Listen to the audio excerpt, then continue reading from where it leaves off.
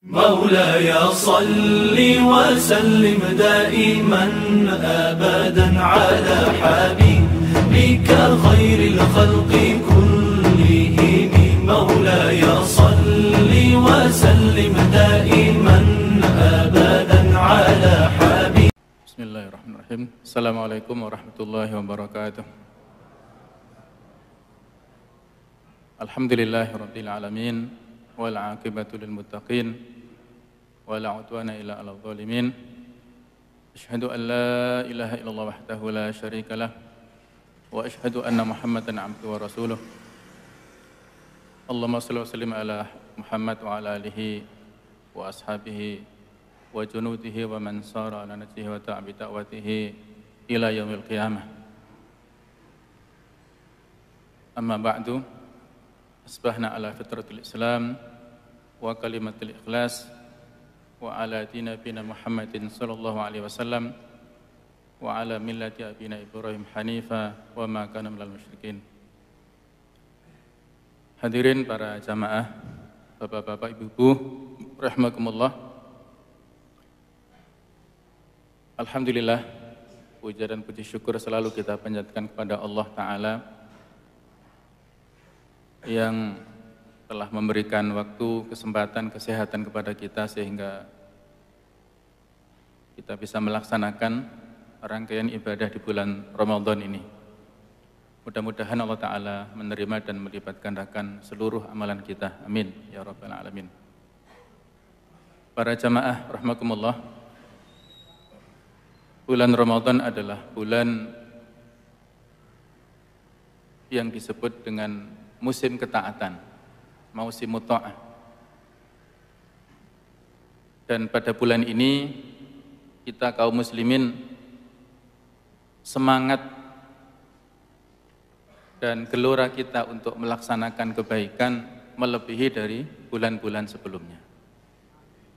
Oleh karena itu kita harus memaksimalkan peluang ini, mengoptimalkan kesempatan ini dengan sebaik-baiknya untuk meraup pahala dengan ibadah yang sebanyak-banyaknya. Ada salah seorang sahabat, Abdullah bin Mas'ud radhiyallahu anhu, pernah mengatakan dalam hadits mauquf, "Inna lil qulubi syahwatan wa iqbalan wa inna lil qulubi fatratan wa idbaran faktanimuha inda syahwatiha wa iqbaliha wa daruha inda fatratiha wa idbariha."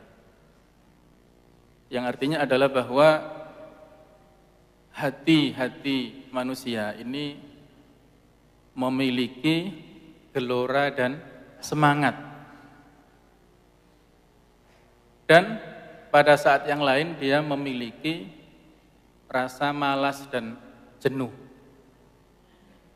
Maka optimalkanlah, manfaatkanlah hati tersebut pada saat dia memiliki gelora, memiliki semangat, dan tinggalkanlah pada saat dia dalam keadaan lesu dan dalam keadaan malas. Jamaah sekalian, alhamdulillah, ini adalah athar atau hadis dari Abdullah bin Mas'ud. Dalam beberapa riwayat juga Ali bin Abi Thalib mengatakan hal yang serupa. Para ulama mengatakan al-iman yazid wa yanqus. Iman kita ini suatu saat dalam keadaan naik dan dalam keadaan turun, fluktuatif. Yazidu bit ta'ah wa yanqus bil ma'as. Iman kita ini bertambah dengan ketaatan dan berkurang dengan kemaksiatan. Sehingga jemaah sekalian, yang selalu dan harus terus-menerus kita perhatikan adalah kondisi hati kita itu.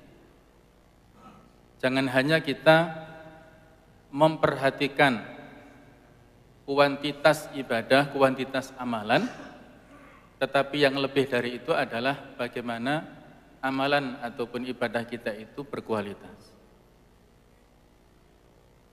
Ada sebuah ilustrasi contoh percakapan antara 4 orang sahabat yang lama mereka tidak ketemu.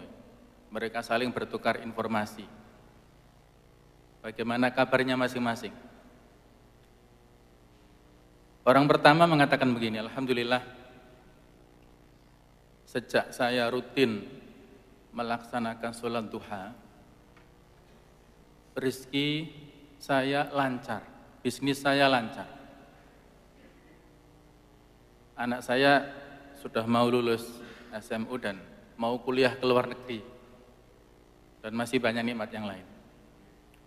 Orang kedua mengatakan begini, Masya Allah, alhamdulillah, sejak saya naik haji, semangat ibadah saya semakin bertambah, keluarga semakin sakinah, mawaddah warahmah, anak saya sukses, dia berhasil membeli rumah dan kendaraan yang mewah yang harganya miliaran. Sebagai orang tua saya merasa bangga karena telah berhasil mendidik mereka. Yang ketiga kurang lebih sama.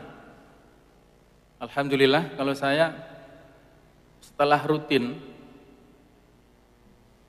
berpuasa dan rutin sedekah, rezeki itu mengalir terus seperti sungai. Tidak ada hentinya. Saya mendapatkan nikmat yang sangat banyak. Anak saya yang habis lulus kuliah itu sudah diterima menjadi staf ahli menteri. Ini ilustrasi ya. Mereka bertiga melirik ke temannya, sahabat yang keempat ini. Gimana kabarnya antum ya akhi? Tadi kok diam saja enggak memberi respon gitu. Orang keempat ini menjawab dengan jawaban yang tidak sama dengan 3 orang sahabatnya. Katanya begini, saya tidak sehebat kalian. Jangankan saya mendapatkan kesuksesan, amal-amal ibadah yang saya lakukan itu saya belum yakin apakah amal tersebut diterima atau ditolak oleh Allah. Apakah amal itu dilandasi dengan ikhlas atau ada unsur yang membatalkan, misalnya riya dan sebagainya. Dan nanti saya baru tahu apakah amal tersebut diterima atau ditolak ketika saya sudah meninggal dunia. Jamaah sekalian, alhamdulillah, ini adalah sekedar ilustrasi yang mungkin terjadi di kalangan kita. Sehingga jangan sampai kita bergantung kepada amal-amal kita. Karena kalau kita menggantungkan kepada amal-amal kita, artinya sudah merasa amal kita sudah sekian banyak, yang timbul adalah sifat ghurur, ujub, bangga diri, dan akhirnya kita berakhlak buruk kepada Allah Ta'ala. Kita masih ingat bagaimana cerita dalam hadis Sahih Muslim, cerita yang sangat masyhur, 3 orang yang nanti diadili di akhirat untuk pertama-tama itu, yaitu pertama adalah orang yang mati syahid di medan perang, fisabilillah, memperjuangkan Islam. Yang kedua adalah seorang yang alim atau qari'ul Quran, yang ahli dalam bidang agama dan ahli dalam bidang baca Al-Quran. Yang ketiga adalah seorang yang sangat dermawan. Ketika mereka bertiga ini diadili dan ditanya oleh Allah Ta'ala, apa yang kalian lakukan dengan amal-amal itu? Mereka menjawab dengan jawaban-jawaban yang sangat bagus, yang normatif. Yang pertama mengatakan, qataltu fika hatta ustushhidu, aku berperang karenamu ya Allah sampai aku mati syahid. Tetapi Allah mengatakan kadzabta. Engkau telah berbohong. Walakin qatalta liyaqala annaka jari.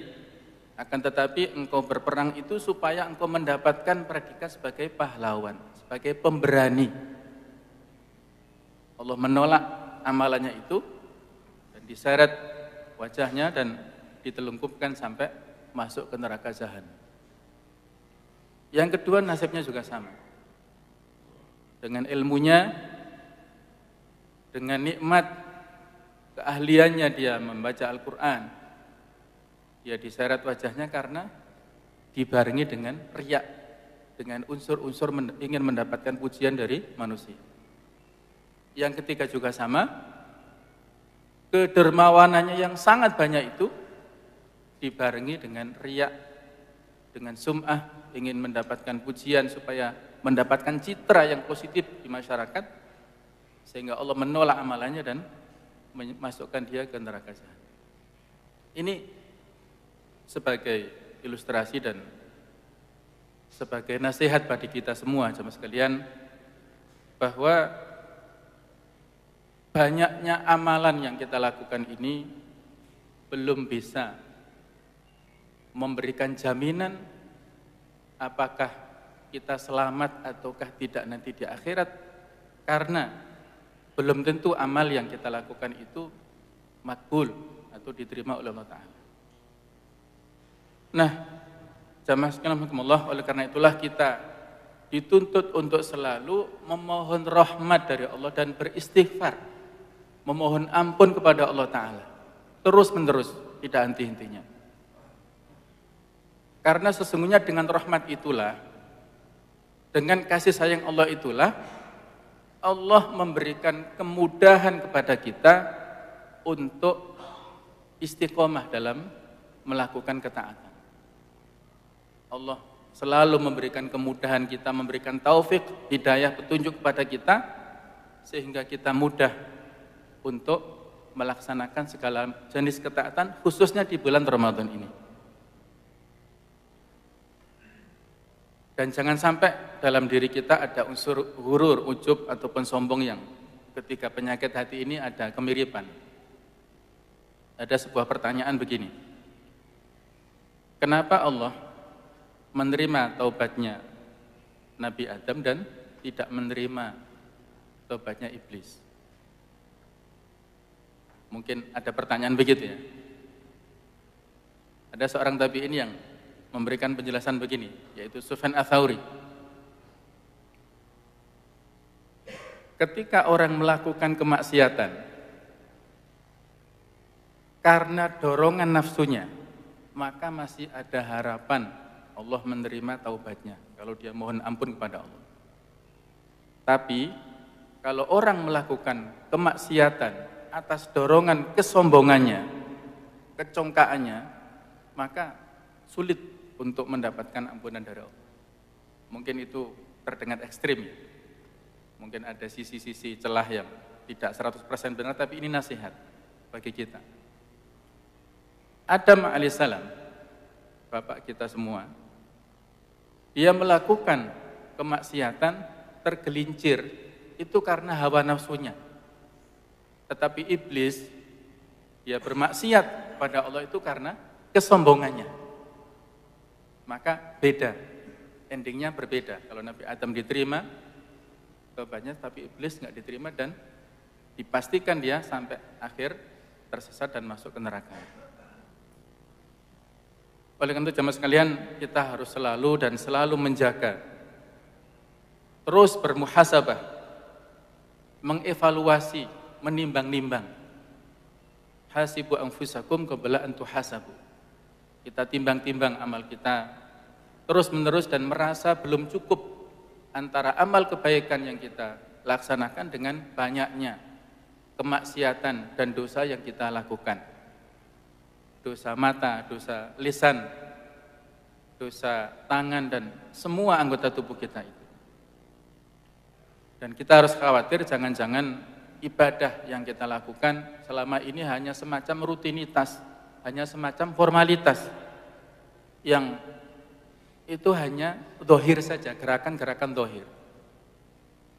Ibnul Qayyim al-Jauziyah memberikan nasihat kepada kita, bainal amal wa bainal qalbi masafah. Antara amal dan antara hati itu ada jaraknya. Wa bainal qalbi wa bainar rabbi masafah.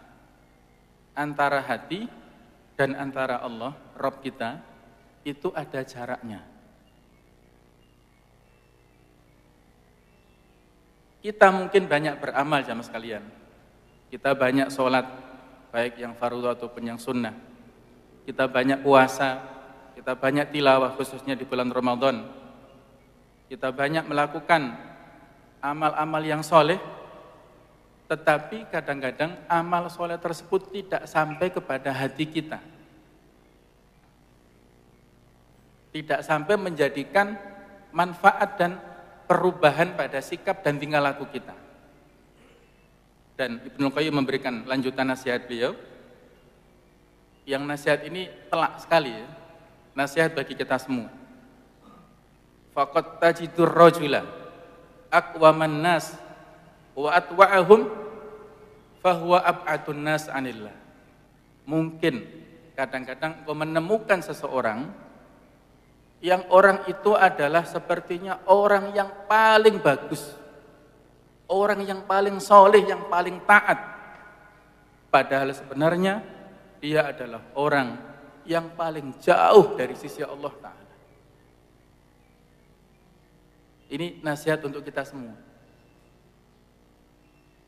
Bisa jadi kita menemukan seseorang yang ahlul ibadah, ahlul masjid, ahlul tilawah, dan semua amal kebaikan dia lakukan, tetapi ternyata itu tadi, amal-amalnya sebatas amal zahir, amal yang nampak dari sisi zahirnya, formalitas dan rutinitas itu, dan tidak sampai kepada hatinya, tidak sampai menjadikan amal tersebut memberi manfaat kepada kehidupan dan akhlaknya. Padahal kalau dalam Islam itu antara ibadah dan akhlak ini harus seimbang. Inna sholat tanha anil fahsya wal munkar. Sholat itu bisa menjaga, menjadikan seseorang menjauhi kemungkaran dan kekejian. Masalah puasa, man lam yarfuth, barang siapa yang tidak bisa menjaga lisannya, tidak bisa menjaga amalnya, ketika puasa, falaysa lillahi hajatun fi an yada'a ta'ama wa syarabahu. Maka Allah tidak butuh dengan dia lapar, haus dan dahaga itu. Haji begitu juga, kemudian zakat juga begitu juga. Artinya ada korelasi antara akidah, antara keimanan kita, antara amal-amal ibadah kita dengan akhlak kehidupan kita sehari-hari. Sehingga Islam bukan hanya agama yang formalitas, yang normatif, tetapi agama yang realistis. Man kana yu'minu billahi wal yaumil akhir falyukrim dhaifahu. Kemudian fal yakul khairan aw liyasmut falyukrim jarahu. Kalau kita mengaku iman kepada Allah dan hari akhir, maka memuliakan tetangga, memuliakan tamu, menjaga lisan kita. Termasuk tabassum, yaitu tersenyum kepada saudara kita. Tabassumuka fi wajhi akhika shadaqah. Senyuman kita di hadapan saudara kita itu adalah sedekah. La tahqiranna minal ma'rufi syai'an walau an talqa akhaka biwajhin dhalik. Janganlah kita meremehkan kebaikan sama sekali, walaupun itu hanya sebatas bertemu dengan saudara kita dengan wajah yang berseri-seri. Itu adalah berpahala. Mungkin bukan amal-amal prestis yang sudah kita lakukan yang diterima nanti. Mungkin bukan haji, bukan umroh, bukan zakat yang jutaan miliaran misalnya, yang diterima oleh Allah. Tetapi bisa jadi amal-amal yang sepertinya itu sepele, justru itu nanti yang diterima dan menyelamatkan kita di akhirat nanti. Maka jangan kita remehkan sama sekali amal-amal yang sedikit itu. Jamaah sekalian, oleh karena itulah tugas kita adalah menjaga situasi hati kita ini. Jangan sampai seperti yang disampaikan Ibnu Qayyim, kita ada jarak antara amal dengan hati kita. Dalam surat Al-Anfal ayat 24 Allah berfirman, Ya ayyuhalladzina amanu istajibu lillahi walir rasuli idza ta'akum lima yuhyikum wa'lamu annallaha yahulu bainal mar'i wa qalbi wa annahu ilaihi tuhsyarun. Wahai orang-orang yang beriman,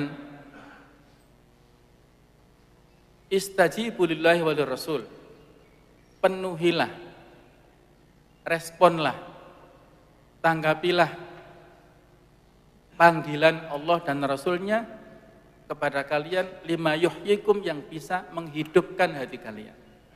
Wa'lamu annallaha yahulu bainal mar'i wal qalbi, dan ketahuilah bahwa Allah menghalangi antara seseorang dengan hatinya. Yang dikatakan Ibnu Qayyim tadi, antara hati dan Allah itu ada pembatas, ada jarak tadi. Wa'lamu annallaha yahulu bainal mar'i wa qalbi. Ketahuilah bahwa Allah membatasi antara manusia dengan hatinya. Wa annahu ilaihi tusyarun, dan bahwasanya kepadanya lah kalian dikembalikan. Kemudian dalam surat Al-Hadid ayat 16 Allah Ta'ala berfirman, Alam ya'ni lilladzina amanu an takhsha'a qulubuhum li dzikrillah wa ma nazala minal haq. Tidakkah sudah waktunya orang-orang yang beriman itu untuk tunduk takut hatinya, khusyuk hatinya, berzikir kepada Allah, dan tunduk hatinya, lembut hatinya dengan apa yang diturunkan Allah Ta'ala. Ayat ini memberikan peringatan kepada kita jamaah sekalian untuk selalu menjaga kelembutan hati kita. Jangan sampai hati kita itu keras. Kalau hati kita lembut, maka kita gampang tersentuh dengan nasihat. Gampang menangis ketika mendengar ayat Allah. Innamal mu'minuna alladzina idza dzukirallahu wajilat qulubuhum. Maka di antara doa yang diajarkan oleh Rasul kepada kita adalah Allahumma inni a'udzubika min qalbin la yakhsha wa min ainin la tadma wa min du'ain la yusma wa min ilmin la yanfa. Ada 4 perlindungan yang diajarkan Rasul dalam doa ini. Yang pertama, Allahumma inni a'udzubika min qalbin la yakhsha. Ya Allah, aku berlindung kepadamu dari hati yang tidak khusyuk, hati yang keras. Kemudian yang kedua, wa min qalbin wa min ainin la tadma, dari air mata yang tidak bisa menangis. Mungkin pertanyaan yang perlu kita evaluasi ya. Kapan terakhir kita sholat malam misalnya ya, kita berdoa sampai berlinangan air mata? Kapan kira-kira itu? Kapan terakhir ketika kita membaca Al-Quran kemudian kita bercucuran air mata, menghayati betul dengan bacaan kita? Kapan terakhir ketika kita sholat berjamaah, mendengarkan bacaan imam, Quran yang demikian bagus, dan kita meneteskan air mata, kita takut dengan neraka dan kita sangat rindu dengan surga? Kapan terakhir kita rindu kepada Allah Ta'ala, kita sangat ingin bertemu dengan Allah, sangat ingin untuk bertemu dengan Allah? Yang indikator kerinduan itu adalah kematian. Li'annal maut miftahul liqa, karena kematian itu adalah pintu atau kunci kita bertemu dengan Allah. Kira-kira kapan kita merindukan kematian? Malah bisa jadi kita sangat cinta dengan dunia dan takut mati. Yang terjadi begitu. Nah, ini evaluasi bagi kita. Wa min ainin la tadma, dari air mata yang tidak bisa menangis, tidak mengeluarkan air mata. Wa min du'ain la yusma, dari doa yang tidak didengar, yang tidak dikabulkan oleh Allah Ta'ala. Kemudian wa min ilmin la yanfa, dari ilmu yang tidak bermanfaat. Ini doa yang bisa kita baca setiap waktu, ya, setiap hari. Allahumma inni a'udzubika min qalbin la yakhsha wa min ainin la tadma wa min du'ain la yusma wa min ilmin la yanfa. Kalau Syekh bin Baz itu memberikan saran kepada kita, di antara doa yang patut untuk kita rutinkan, kita baca di sela-sela sujud salat kita adalah ada 3. Allahumma inna nas'aluka taubatan nasuha, ya Allah, aku mohon kepadamu taubat yang sesungguhnya. Wa nas'aluka husnul khotimah, mohon supaya bisa meninggal dalam keadaan yang baik.